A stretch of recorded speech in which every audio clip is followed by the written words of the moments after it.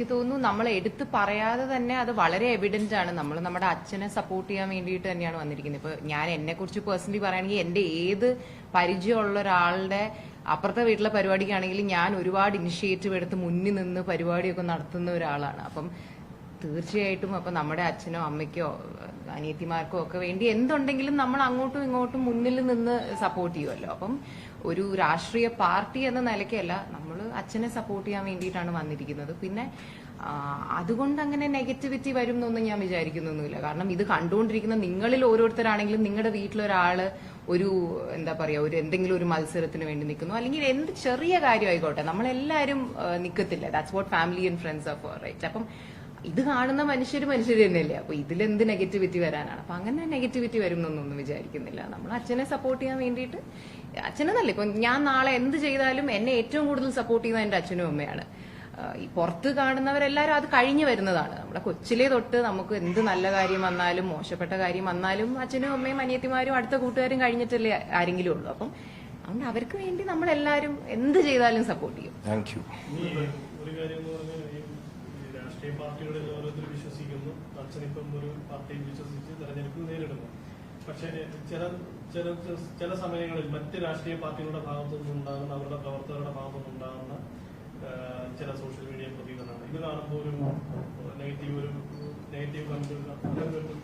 ഇല്ല. കാരണം പൊളിറ്റിക്സിൽ ഇപ്പം 3 ഡിഫറെന്റ് അല്ലെങ്കിൽ 2-3 ഡിഫറെന്റ് പാർട്ടീസ് ഉണ്ടെങ്കിൽ അവരവരുടെ അഭിപ്രായങ്ങൾ വ്യക്തമാക്കാൻ വേണ്ടി പറയുന്നത് ചിലപ്പോൾ മറ്റൊരു പാർട്ടിയിൽ നിൽക്കുന്ന ഒരാൾക്ക് എതിരായിട്ടായിരിക്കാം ചിലപ്പോൾ വരുന്നത്. പക്ഷെ അതൊരിക്കലും ഒരു പേഴ്സണൽ ഗ്രഡ്ജ് അല്ല. എല്ലാവരും അവര് വിശ്വസിക്കുന്ന ഒരു സെറ്റ് ഓഫ് കാര്യങ്ങളെ കുറിച്ച് പറയുമ്പം അത് അപ്പുറത്ത് നിൽക്കുന്ന ഒരാൾക്ക് ചിലപ്പോൾ എഗൻസ്റ്റ് ആയിട്ട് വരാം. പക്ഷെ അതിനെയൊന്നും നമ്മൾ പേഴ്സണൽ ആയിട്ട് കാണേണ്ട കാര്യമില്ല. കാരണം ഇപ്പൊ അച്ഛനെ കുറിച്ച് സംസാരിക്കുമ്പോൾ അല്ലെങ്കിൽ അച്ഛന്റെ ഉദ്ദേശങ്ങളെ കുറിച്ച് സംസാരിക്കുമ്പോൾ അത് ചിലപ്പോൾ അപ്പുറത്ത് നിൽക്കുന്ന ആളുടെ എഗൻസ്റ്റ് ആയിട്ടായിരിക്കും വരുന്നത്. പക്ഷെ അതൊന്നും നമ്മൾ അങ്ങനെ പേഴ്സണൽ ആയിട്ട് കാണുന്നില്ല. ആൻഡ് നമ്മളാരും പേഴ്സണലി പൊളിറ്റിക്സ് ഒക്കെ ഒരുപാട് ഫോളോ ചെയ്യുന്ന ആൾക്കാരല്ല. പക്ഷെ ഓഫ്കോഴ്സ് അച്ഛൻ ചെയ്യുന്ന വർക്ക് എന്ത്, അച്ഛന്റെ പ്ലാൻസ് എന്ത് എന്നൊക്കെ ഉള്ളതിനെ കുറിച്ചൊക്കെ നമുക്കൊരു ഇൻട്രസ്റ്റ് ഉണ്ട്.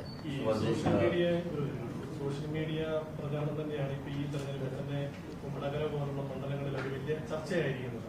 സോഷ്യൽ മീഡിയ ക്യാമ്പയിൻ വളരെ മോശമായിട്ടുള്ള പദങ്ങൾ ഉപയോഗിക്കുന്നു.